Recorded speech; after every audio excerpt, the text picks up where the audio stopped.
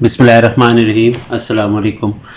Class 11 اس کا باب سوم سیرت طیبہ صلی اللہ علیہ وآلہ وسلم، اس کا چیپٹر نمبر 13 نبی کریم صلی اللہ علیہ وآلہ وسلم بطور مثالی سربراہ خاندان۔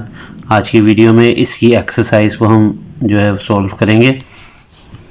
مشق کا پہلا سوال ہے، درست جواب کا انتخاب کریں۔ پہلا MCQs ہے، آپ صلی اللہ علیہ وسلم نے کس کو دنیا میں اپنا پھول قرار دیا؟ آپشن الف حضرت علی رضی اللہ تعالیٰ عنہ کو، حضرت فاطمہ رضی اللہ تعالیٰ عنہ کو، یا آپشن جیم حضرت حسن اور حسین رضی اللہ تعالیٰ عنہ کو، یا حضرت انس رضی اللہ تعالیٰ عنہ کو۔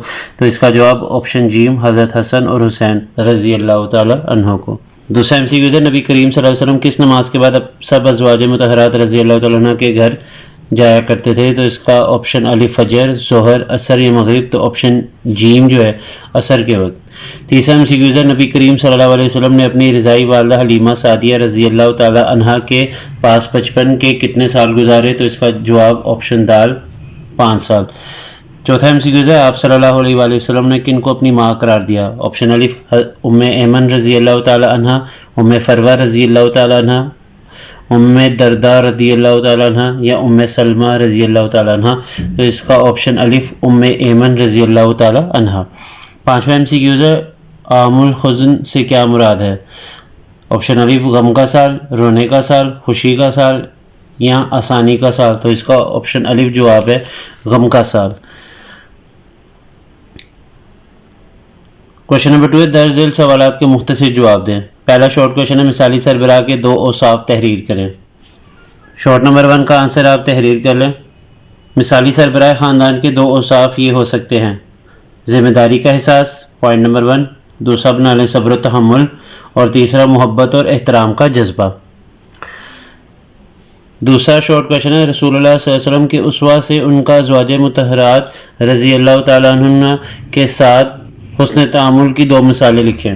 پیج نمبر 65 پہ نبی کریم صلی اللہ علیہ وسلم کا ازواج مطہرات کے ساتھ حسن سلوک، اس کی ہیڈنگ کے نیچے سیکنڈ لائن یہاں سے سٹارٹ کریں۔ روزانہ عصر کے نماز کے بعد آپ صلی اللہ علیہ وسلم ازواج مطہرات کے گھروں میں تشریف لے جاتے، ان کے پاس بیٹھتے، ان کے حالات معلوم کرتے، جب رات ہو جاتی تو ان کے گھر تشریف لے جاتے، جس کی باری ہوتی اور شب وہیں بسر کرتے۔ حضرت عائشہ رضی اللہ تعالیٰ عنہ فرماتی ہے کہ آپ صلی اللہ علیہ وسلم باری کی اتنی پابندی فرماتے کہ کبھی ہم میں سے کسی کو کسی پر ترجیح نہ دیتے، اور شاذ و نادر ہی ہوتا کہ آپ صلی اللہ علیہ وسلم سب ازواج مطہرات کے ہاں روزانہ تشریف نہ لے گئے ہوں۔ یہاں تک لکھیں، اس کے بعد آپ 3 لائنیں چھوڑ کے یہاں پہ آ جائیں۔ اس لائن سے سٹارٹ کریں، آپ صلی اللہ علیہ وسلم ازواج مطہرات کی سہولت کی خاطر گھر کے کام کاج میں ان کا ہاتھ بٹا دیا کرتے، جیسا کہ آپ صلی اللہ علیہ وسلم بکری کا دودھ دھو لیتے، کپڑے پر پیوند لگا لیتے، جوتے کی مرمت فرما دیتے۔ آپ صلی اللہ علیہ وسلم اہم امور میں ازواج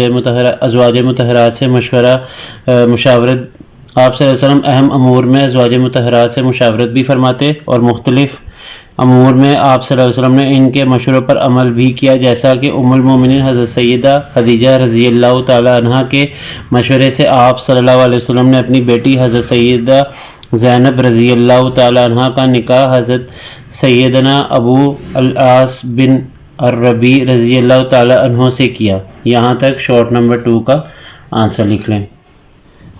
تیسرا شارٹ ہے، رسول اللہ صلی اللہ علیہ وسلم کی رضائی والدہ میں سے 2 کا نام لکھیں۔ تیسرے شارٹ کے آنسر کے لیے پیج نمبر 64 پہ آپ آ جائیں، یہاں پہ آپ یہ نام لکھ لیں۔ تیسرے شارٹ میں حضرت صوبیہ رضی اللہ تعالی عنہ، دوسرا نام یہ لکھ لیں حضرت حلیمہ سعدیہ رضی اللہ تعالی عنہ، اور تیسرا حضرت ام ایمن رضی اللہ تعالی عنہ۔ چوتھا شارٹ کوشچن ہے، اولاد اور بچوں پر شفقت کے بارے میں آپ صلی اللہ علیہ وسلم کا اسوہ کیا تھا؟ چوتھے شارٹ کے آنسر کے لیے آپ نے پیج نمبر 65 پہ یہ ہیڈنگ نبی کریم صلی اللہ علیہ وسلم کا اپنے بچوں اور نواسوں سے حسن سلوک کے نیچے یہاں سے سٹارٹ کر لیں۔ شارٹ نمبر 4 کا آنسر، آپ صلی اللہ علیہ وسلم کا بچوں کے ساتھ مشفقانہ برتاؤ اور ان کی ضروریات کا خیال رکھنے کے ساتھ ساتھ حکمت اور بصیرت کے ساتھ ان کی تربیت کرنے کا اسوہ ہر شخص کے لیے رہنما اور رہبر کی حیثیت رکھتا ہے۔ پھر ایک لائن چھوڑ کے یہاں سے سٹارٹ کریں، آپ صلی اللہ علیہ وسلم کی بچوں پر شفقت اور رحمت اس درجے تھی کہ حضرت انس بن مالک رضی اللہ تعالیٰ عنہ بیان کرتے ہیں کہ میں نے حضور اکرم صلی اللہ علیہ وآلہ وسلم سے زیادہ کسی کو اپنی اولاد پر شفیق نہیں دیکھا۔ یہاں تک ہے شارٹ نمبر 4 کا آنسر۔ پانچواں شارٹ ہے، رسول اللہ صلی اللہ علیہ وسلم نے کس کو والد اور والدہ کے قائم مقام قرار دیا. تو آپ اس کا جواب حصہ لکھ لیں کہ والد رسول اللہ صلی اللہ علیہ وسلم نے چچا کو والد اور خالہ کو والدہ کے قائم مقام قرار دیا ہے. کوشچن نمبر 3 ہے درج ذیل کے تفصیلی جواب دیں. لانگ کوشچن ہے. پہلا ہے آپ صلی اللہ علیہ وسلم کے بطور والد اپنی اولاد کے ساتھ حسن سلوک پر نوٹ لکھیں. پیج نمبر 66 پہ بالکل ٹاپ سے آپ سٹارٹ کر لیں. سیرت طیبہ سے معلوم ہوتا ہے کہ آپ صلی اللہ علیہ وسلم نے اپنے صاحبزادے یہاں سے سٹارٹ کر لیں اور اس کو اسوہ نبوی صلی اللہ علیہ وسلم کی اتباع کے فوائد و ثمرات کے اوپر یہ جو حدیث کا ترجمہ لکھا یہاں تک ہے لانگ کوشچن نمبر 1 کا آنسر. دوسرا لانگ کوشچن ہے آپ صلی اللہ علیہ وسلم کے بطور سربراہ خاندان اپنی ازواج کے ساتھ حسن سلوک کے عملی واقعات لکھیں. پیج نمبر 65 پہ ہیڈنگ بنی نبی کریم صلی اللہ علیہ وسلم کا اپنی ازواج مطہرات کے ساتھ حسن سلوک. آپ نے یہ کمپلیٹ اس ہیڈنگ کے نیچے جتنا ہے یہ لانگ کوشچن نمبر 2 کا آنسر ہے. یہاں سے سٹارٹ کر لیں اور یہاں پہ آپ نے اینڈ کر لینا ہے. تیسرا لانگ کوشچن ہے اسوہ نبوی صلی اللہ علیہ وسلم سے مثالی سربراہ خاندان کی خوبیوں کو ہم کیسے اپنا سکتے ہیں اور ان پر کب اور کہاں عمل کر سکتے ہیں. لانگ کوشچن نمبر 3 کا آنسر آپ اس طرح تحریر کر لیں کہ اسوہ نبوی صلی اللہ علیہ وسلم سے ہم مثالی سربراہ خاندان کی خوبیاں اپنانے کے لیے چند اہم نکات پر عمل کر سکتے ہیں جنہیں ہم اپنی زندگی میں مختلف مواقع پر عملی طور پر اپنا سکتے ہیں. پہلا مشاورت اور رائے کا احترام. پہلی ہیڈنگ بنا لے مشاورت اور رائے کا احترام. نبی کریم صلی اللہ علیہ وسلم کی زندگی میں ہمیں مشاورت کی مثالیں بار بار ملتی ہیں جیسے جنگ بدر اور احد کے مواقع پر آپ صلی اللہ علیہ وسلم نے صحابہ کرام سے مشورے کیے. گھر میں بھی آپ اپنی ازواج مطہرات سے مشورہ کیا کرتے تھے جیسے صلح حدیبیہ کے وقت حضرت ام سلمہ کا مشورہ. عمل کا وقت اور جگہ.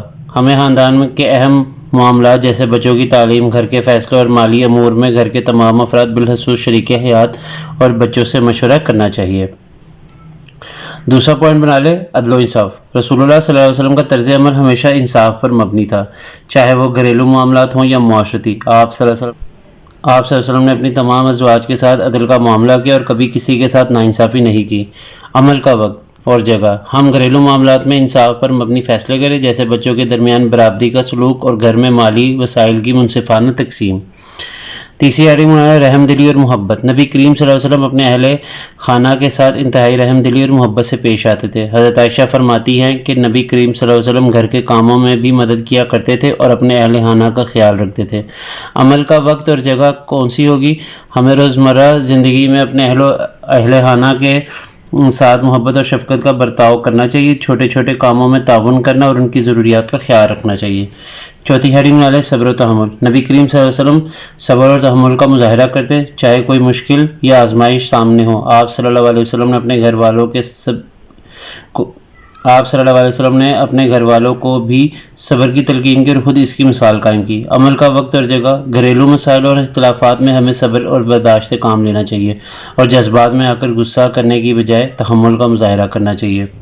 پانچویں ہیڈنگ بنا لے عفو درگزر. رسول اللہ صلی اللہ علیہ وسلم اپنے اہل خانہ کی غلطیوں کو معاف کرنے والے تھے. آپ صلی اللہ علیہ وسلم نے کبھی کسی سے انتقام نہیں لیا اور ہمیشہ درگزر کا رویہ اپنایا.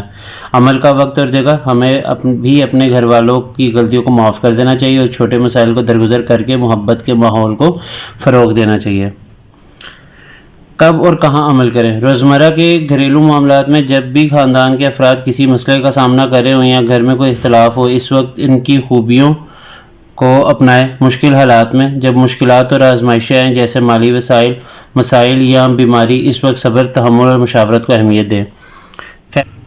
فیملی تقریبات اور خوشیوں کے موقع پر رحم دلی محبت اور حوصلہ افزائی کا مظاہرہ کریں تاکہ پورے خاندان میں خوشی اور اتفاق کا ماحول پیدا ہو. اینڈنگ آپ نے سے کرنی ہے. ان خصوصیات کو اپنی زندگی کا حصہ بنا کر ہم اپنے خاندان میں ایک مثالی سربراہ بن سکتے ہیں اور نبی کریم صلی اللہ علیہ وسلم کے اسوہ پر عمل کرتے ہوئے ایک مضبوط پرامن اور خوشحال گھرانے کی بنیاد رکھ سکتے ہیں. یہاں تک ہے لانگ کوشچن نمبر 3 کا آنسر. اسی کے ساتھ آج کی ویڈیو یہیں پہ ختم ہوتی ہے. اگلے چیپٹر کے ساتھ اگلی ویڈیو میں حاضر ہوں گے. مجھے دیجیے اجازت. اللہ حافظ.